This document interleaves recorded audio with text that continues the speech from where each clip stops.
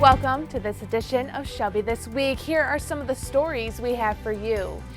This road closure might change your commute. We tell you where and how long this project is expected to last. Soon, children of all abilities will enjoy this new playground at Riverbends Park. And the annual Veterans Run will take over the municipal campus. We have these stories and more on this edition of Shelby This Week.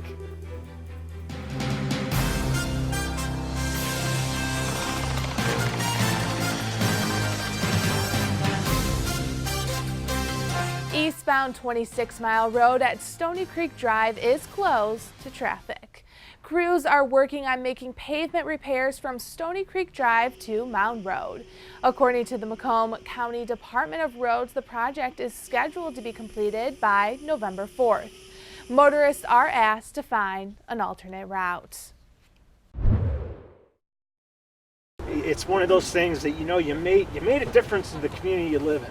The groundbreaking ceremony brought together many members of the Shelby Township community, including parents of children with special needs. This all-inclusive playground offers an opportunity for children of all abilities to play together and just be kids. The project started in 2017 when a group of families banded together to discuss the idea of an inclusive playground. As we push further and further in trying to get inclusive playgrounds built, the whole idea is to get everybody playing together, primarily to dispel a lot of the myths with disabilities and to get kids more comfortable, and families, quite frankly, more comfortable with their kids playing with kids of all abilities, so that when they do enter the school environment that there's no hidden fear or anything like that associated with it. And through the hard work from founder of Kids at Play, Linda Ann Held, this has come together. There was a lot of donations from the community, including a large contributor, the Lions Club, who made this project possible. A number of donations from the local Kiwanis clubs. We also had the local Lions clubs involved, and we got a grant from the Kiwanis Children's Fund for $20,000.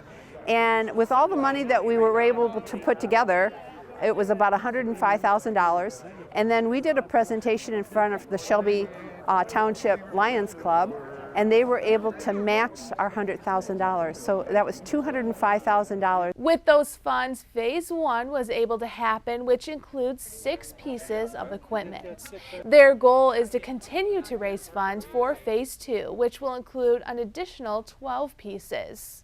We don't have a special needs park. It's one of a kind, not only here in Shelby Township, but I think in Macomb. So we're really happy that Shelby was picked as the place to put this. And you can't pick a better location than Riverbends Park. It's absolutely beautiful. It'll be nice for kids that can't take advantage of the playgrounds that we have now. Well, now we've got something for them. Phase 1 is scheduled to be done in the coming days as long as weather permits. With additional money needed for Phase 2, donations are still accepted. You can donate to the Kids at Play project at ShelbyCommunityFoundation.org. Shelby Township is looking to hire a 911 police and fire communication technician. The applicant must be at least 21 years or older, have graduated high school or GED equivalents. They must pass a written exam. They can't be convicted of a violation of criminal law, and they have to be able to work in the United States. Applications must be submitted by October 25th. This is a full-time position with the township. You can apply at shelbytwp.applicantpro.com. For the first time ever, the Shelby Township Veterans Memorial Run is free.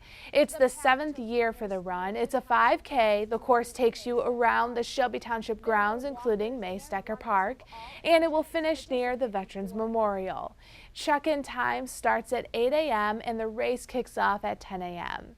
While it is free to register, you are able to make a donation if you choose, which will help support the Veterans Memorial site on the municipal campus. To register, visit eastsideracing.com. If you have any questions, call the supervisor's office at 586-731-5154. Still ahead on Shelby this week, stay safe on Halloween night with these safety tips from the Shelby Township Police Department. And the witches took over Palazzo Grande for a themed fundraiser. Stay with us for more Shelby This Week.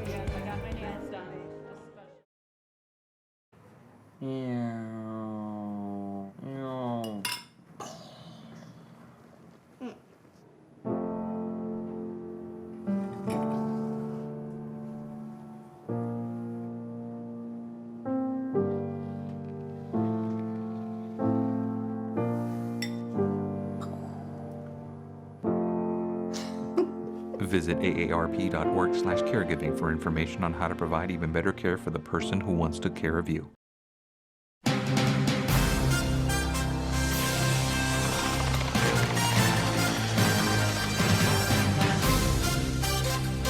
Children will be taking over the sidewalks on Halloween, scampering through neighborhoods trick-or-treating. And while the night of the 31st is filled with a lot of fun, there are some things to keep in mind to protect everyone. Here's Stacy Sansatera. Shelby Township has select hours for trick-or-treating. They try and make it so it can be done as safely as possible, and they do that between the hours of 6 o'clock and 8 o'clock. And sometimes people are out still after hours, but I want residents to know that they're not obligated to be handing out candy after hours. We, in fact, discourage it just for everyone's safety. And because everyone's safety is the top priority for the Shelby Township Police Department, they offer some basic Halloween safety tips. One of the benefits of having select hours for handing out candy is it helps let everyone know when appropriate times are to approach houses, and it's important for the children to understand if they're going to be going door to door, they have to be going to houses that only have porch lights on. That's for their safety and for the residents that want to be involved in the process.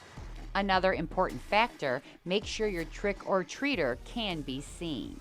One thing that you may have resistance in for kids is it might not go with their costumes, but it's important that they are visible at night, especially when it starts to get dark out. So they need to have some kind of high visibility reflective wear on. If you can put some reflective fabric on their trick-or-treat bag or on their clothing, or have them wear glow sticks, it definitely makes them a lot more visible to drivers in neighborhoods. And drivers in the neighborhoods are the #1 concern for the police on Halloween night. There's a lot more distractions on the road, and people are now driving neighborhoods. People are walking down with their heads glued to a cell phone, and people are crossing the street more. So it's important that kids are wearing masks that aren't really obstructing their vision. I recommend face paint instead. That'll make sure that you can see clearly as you're crossing the street. And for drivers to make sure that they are extra attentive when they're driving in neighborhoods. And Halloween is all about the candy, but be careful not to dig in because some treats may look delicious but could be dangerous if not checked first. I think it's important for parents to make sure that the kids aren't eating the candy while they make their rounds trick-or-treating. When they get home, to inspect the candy. Don't eat anything that shows any kind of tampering with the wrapper. You don't want to have anything that isn't outside of the original wrapping that it came in. Though these tips may seem like common sense, they are often forgotten in all of the excitement that is Halloween. But remember, safety first. By staying aware of potential dangers and using a bit of extra care, it will ensure a fun Halloween full of laughter and lots of treats. For Shelby This Week, I'm Stacy Sansatera. The Meadowbrook Theater Guild promotes community interest in theater, and they fundraise to provide funds for the theater.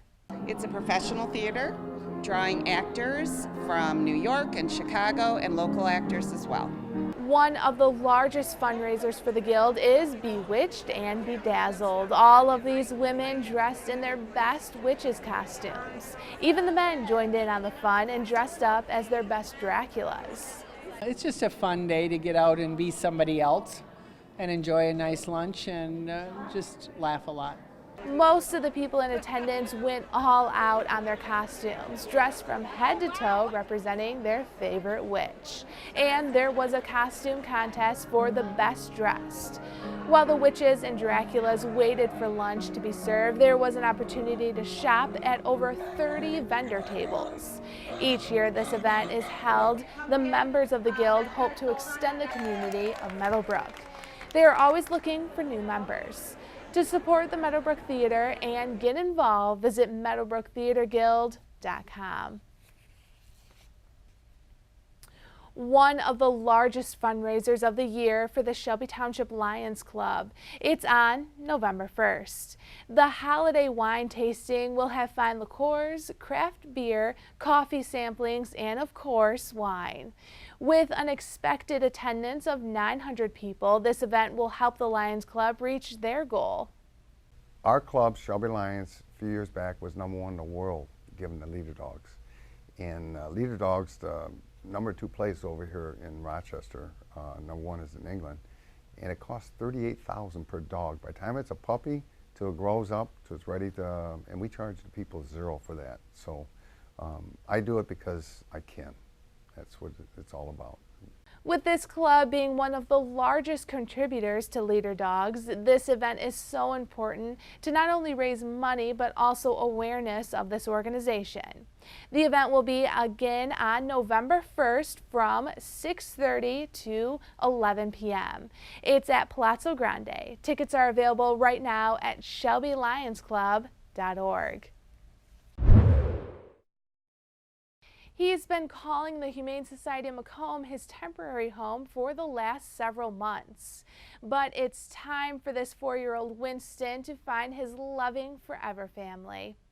So Winston is a 4-year-old Mastiff mix. He's about 90 pounds, I would say, so he's a pretty big boy. He is quite playful, but he doesn't have a long-lasting engine, so basically he'll play fetch for like 5 minutes and then snooze on the couch with you for the rest of the day. He needs to be an only pet, so he cannot go home with cats or dogs, and he can get a little rowdy, and since he's so big, we prefer that he would go home with older children as well. So he's goofy, he's lazy. I know drooly is not a personality trait, but he's very drooly.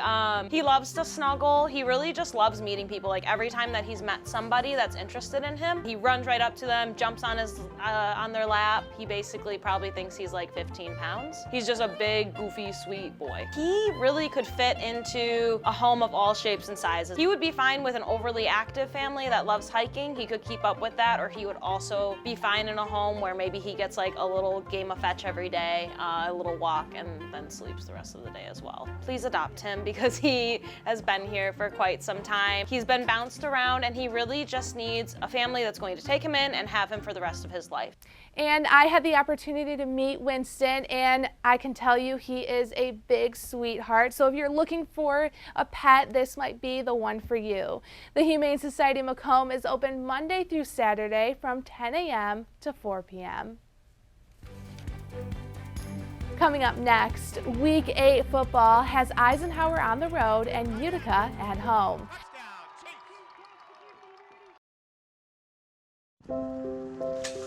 I want to eat apples and bananas. I need to eat apples and bananas. Why can't I eat apples and bananas? Support the Feeding America nationwide network of food banks to help provide meals to those in need. Join us at feedingamerica.org.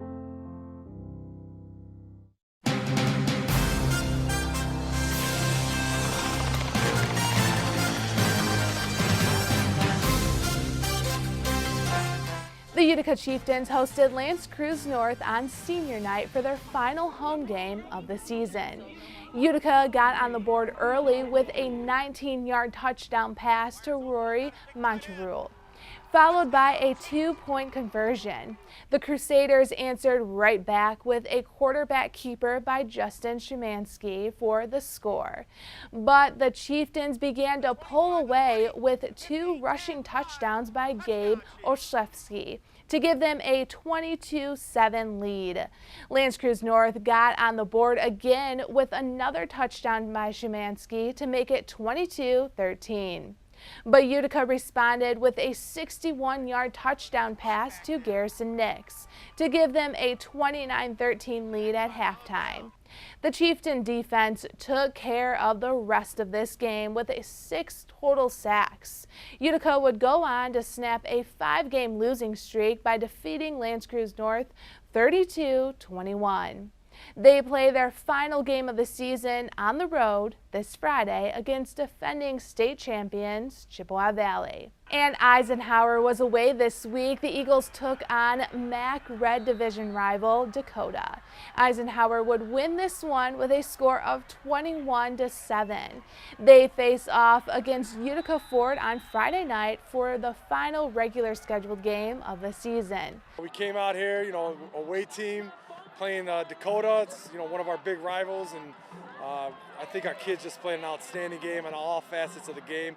Our coaches, offensive coaches, Coach Brad Morse, the offensive coordinator had an outstanding game plan. Dave Brzezinski on defense, outstanding game plan. So, the kids executed.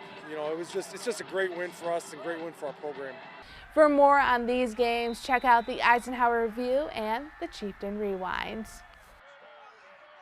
That's all we have for this edition of Shelby This Week. Remember, you can always watch us online or on Facebook. Just search ShelbyTV.